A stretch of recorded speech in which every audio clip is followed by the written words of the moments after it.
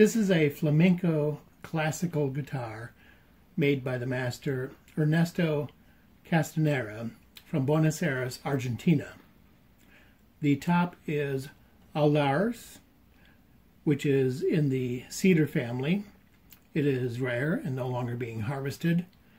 The back and sides are Brazilian rosewood, which is rare and no longer being harvested as well. It is signed and numbered. It was created on 1985.